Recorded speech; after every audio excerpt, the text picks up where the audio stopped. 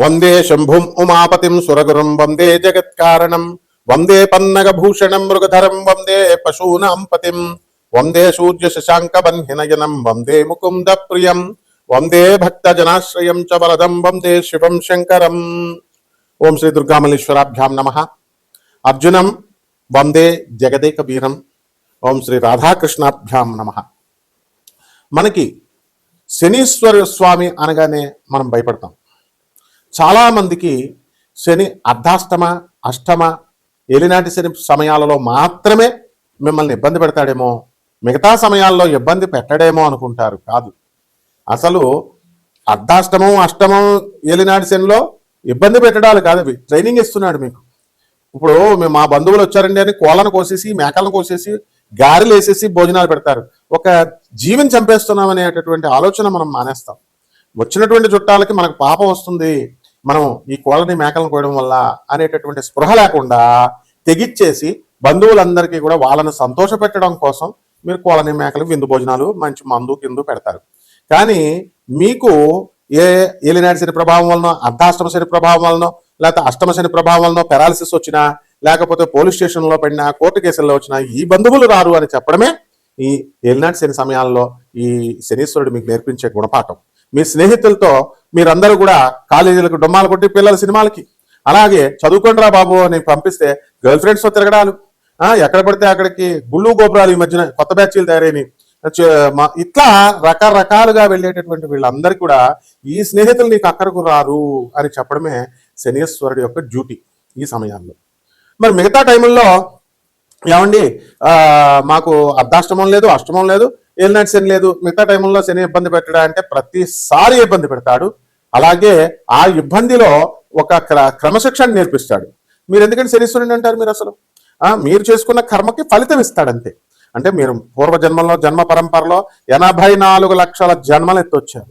ఆ జన్మల్లో పాపాలు చేశారు, ఇస్తున్నాడు కష్టాలు, సుఖాలు చేశారు, ఇస్తున్నాడు మంచి సుఖాలు ఇస్తున్నాడు, శుభాలు చేస్తే, మంచి పనులు చేస్తే. అది అంతేగాని శనీశ్వరుని ముట్టుకోకూడదు. శనీశ్వరుడికి అభిషేకం చేసినప్పుడు అస్సలు ముట్టుకోవద్దు. నెక్స్ట్ ప్రదక్షిణాలు చేసేటప్పుడు నవగ్రహాలను ముట్టుకోవద్దు. తర్వాత ఈ యొక్క శనీశ్వరుడు కాలు గడిగేసుకోండి. అభిషేకం చేసిన తర్వాత శనీశ్వరుడికి అక్కడ మందపల్లిలో అయితే ఇంకా దారుణంగా స్నానాలు చేసేసి నల్ల గుడ్డలు అక్కడే వదిలేసి, నువ్వు వేసుకొచ్చిన ప్యాంటు షర్టు వదిలేసి వెనక్కి తిరిగి చూడకుండా వెళ్ళిపోవడం. ఎవర్రా మీరు అంతా పండితులరా, బోకునా కొడకల్లారా? ఇదిరా మీరు శనీశ్వరుడి గురించి చెప్పేది? ప్రజలకు ఎలాగూ బుద్ధి లేదు, పామరులకి చెప్పేటటువంటి మీకన్నా ఉండాలి కదా బుద్ధి. అంటే మిమ్మల్ని గౌరవించాలా? మిమ్మల్ని నేను ఇలా పనులు చేసి శనీశ్వరుడిని అవమానిస్తున్నారు. శనీశ్వరుడు ఏమన్నా అంటరాని వాడు అనుకుంటున్నారా మీరు? మీరు తప్పులు చేసి, మీరు బోకు పనులు చేసి, మీరు వ్యభవ పనులు చేసి మీ కర్మలకు పెరాలసిస్ ఇస్తే శనీశ్వరుడు దేవుడు చేయలేదు. ఏంట్రా దేవాలయాలకు వెళ్ళిపోతే అయిపోద్దా? ఎవడు వెళ్ళమన్నాడు అసలు దేవాలయాలకు? మిమ్మల్ని దేవాలయాలు ఎందుకు పెట్టారు? మత ఐక్యత కోసం, కుల ఐక్యత కోసం. ఓ పంతులు గారు బతుకుతాడా, బయట ఉన్న చెప్పులు స్టాండ్ వాళ్ళు బతుకుతారు, పూల షాపులు బతుకుతారు. ఇందుకే పెట్టారు మీకు. అంతేగాని దాన్ని పండితుల డ్యూటీ అది చెప్పాలా? అబ్బో గుడిలోకి వెళ్ళి ప్రదక్షిణాలు చేసేస్తే వైబ్రేషన్స్ వచ్చేస్తాయి, షర్ట్ ఇప్పేసి మళ్ళీ ఎక్స్ట్రాలు షర్ట్ ఇప్పేసి ప్రదక్షిణాలు. దాన్ని నేను కూడా చెప్పాను. కానీ ఏంటి, ఎలక్ట్రోమాగ్నెటిక్ వేవ్స్ వచ్చేస్తాయి, బాడీ పర్సీవ్ చేసుకుంటుంది, బాడీ తీసుకుంటుంది, నెగిటివ్ పోతుంది, పాజిటివ్ వచ్చేస్తుంది. చెప్తాం, అది డ్యూటీ అది. అలాగే పంతులు డ్యూటీ పంతులు చేస్తాడు. పంతులు బతుకుతాడు, ఇక అమ్ముకునేటటువంటి వాళ్ళు బతుకుతారని పెడతారు దేవాలయాలు. అక్కడికి వెళితే మీ డ్యూటీ మీరు చేయకుండా వాడు ఏంటంటే స్పెషల్గా ఉండాలా, యూనిక్గా ఉండాలని శనీశ్వరుని ముట్టుకోకు, శనీశ్వరుని అక్కడే బట్టలు వదిలేసాయి. బట్రా మీరు, మీకు వస్తుంది రా పక్షపాతం ఇలా చెప్తే. So be careful while preaching all this nonsense. ఏంట్రా శాస్త్రాలు ఎక్కడనే? Stupid fellows. సో ఈ విధంగా చేస్తే ఇటువంటి చెప్పిన వీళ్ళకే కాకుండా పాటించినటువంటి వాళ్ళకు కూడా మిమ్మల్ని తప్పకుండా పీడిస్తాడు. రౌరవాది నరకాలకు విసిరేయడం కాదు, అసలు ఎక్కడ ఉండగానే చూపిస్తాడు. శనీశ్వరుడు శివుడిని లెక్క చేయడు, విష్ణువుని లెక్క చేయడు, బ్రహ్మను లెక్క చేయలేదు, అండ్ ఈ ఎదిరించి పడేశాడు. And it is an autonomous planet. ముందే చెప్పాను నేను, ఇండిపెండెంట్ సంస్థ అది. ఎలాగైతే ఒక ఏఐసిటికి, ఒక యూజిసి, ఒక అటానమస్ బాడీస్ ఉన్నాయో, ఇండిపెండెంట్ చార్జెస్ ఉన్నటువంటి బాడీస్ అది. సో ఎప్పటికీ ఆయన ఆన్సరబుల్ కాదు శనీశ్వరుడు. బ్రహ్మకి మిగతా గ్రహాలు నోరు మూసుకొని వెళ్ళి రిపోర్టింగ్ ఇవ్వాలి, బ్రహ్మ విష్ణు మహేశ్వరులకు ఇవ్వాలి. శనీశ్వరుడికి there is no necessity. Even నవగ్రహాల నాయకుడైనటువంటి రవి కూడా వెళ్ళి రిపోర్టింగ్ ఇవ్వాలా. అండ్ శనీశ్వరుడు అంటే reformative planet, and he will reform the society, he will amendment planet అది.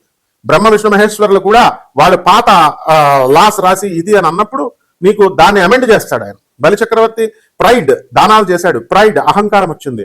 అది అప్పుడు ఏం చేశాడు, విష్ణుమూర్తిలో దూరి ప్రైడ్ అనేటటువంటి దాని వల్ల గొప్ప నేను దానం చేస్తున్నాను, చాలా మంది దానం చేస్తారు, మంచిది, అంతవరకు బాగుంది. మీ పిల్లలు చెప్పాల్సిన అవసరం ఏంటా, ఇంటికెళ్ళి మీ ఫ్రెండ్స్ గొప్ప చెప్పాల్సిన అవసరం ఏంటి అసలు? మీరు ఈ కుడి చేత్తో చేసిన దానం ఎడం చేత్తకి తెలియకూడదు, దానికి గుప్త దానం అంటారు. గుప్త దానం అంటే పేదవాళ్ళకి అన్నం పెట్టారు. తిరుపతిలో హుండీలో మాత్రం వద్ద అది కిరీటం వేశాడు, లేకపోతే కట్టలు వేసాడు అంటాడు. దేవస్థానం ఏం చేస్తుంది, చెప్పుద్ది రా మళ్ళీ ఇంకొకటి వస్తాడని ప్రచారం చేసుకుంటారు. This is not the way. ఏం పేద ప్రజలు కనపట్లేదా నీకు, వికలాంగులు కనపట్లేదా, అనాథలు కనపట్లేదా, తర్వాత సాధు సత్పురుషులు కనపట్లేదా? సాధువులు వాళ్ళకి 10 రూపాయలు అయ్యో కానీ దేవాలయాల్లో వేస్తావు. ఇది దీనికి ప్రవచనకారులు చెప్తా ఉంటారు. ఏంటి, వెళ్ళిపోండి దేవాలయాలకు, వెళ్ళిపోండి కర్మలు పోద్ది. వీళ్ళ కర్మలే పోవు, వీళ్ళ పిల్లలే సగం మంది వదిలిపడేశారు. వీళ్ళ కుటుంబాలనే వికలాంగులు, వాళ్ళు వీళ్ళు మతిస్థిమితం లేనటువంటి వాళ్ళు వీళ్ళందరూ ఉన్నారు. అంటే చెప్తే శనీశ్వరుడు మరి ఊపుకుంటాడా, ఇస్తాడు. కాబట్టి ఒళ్ళు దగ్గరెట్టుకొని చెప్పాలి ఎవరు చెప్పినా సరే.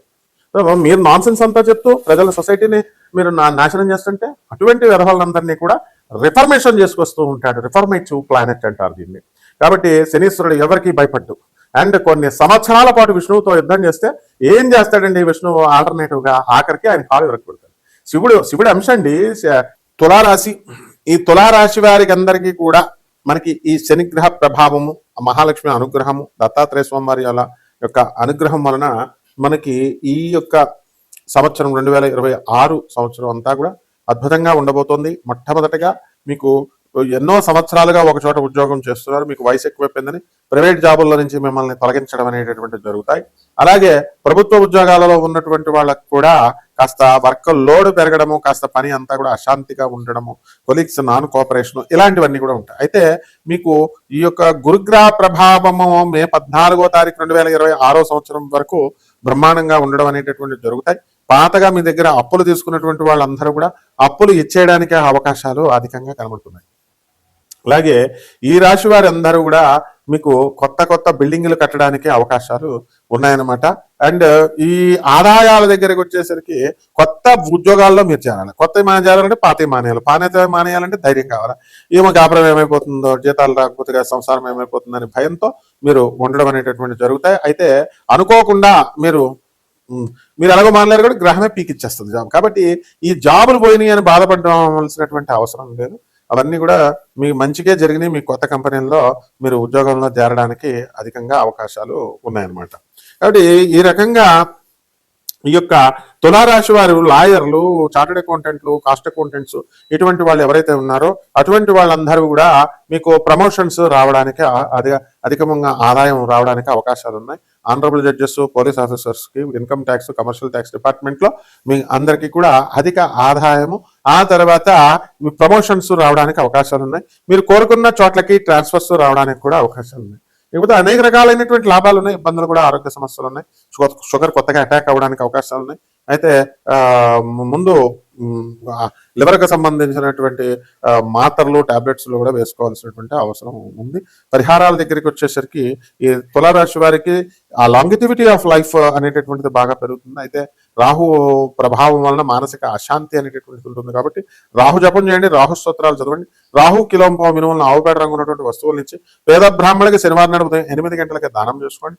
దశమహావిద్యల్లో ఒకటైనటువంటి బగడాముఖి అమ్మవారి యొక్క హోమాన్ని మీ ఇళ్లలో జరిపించుకోవడం ద్వారా, మంత్రానుష్ఠానం చేసుకోవడం ద్వారా బగడాముఖిది మీకు బ్రహ్మాండంగా ఉంటుంది. శుభమస్తు.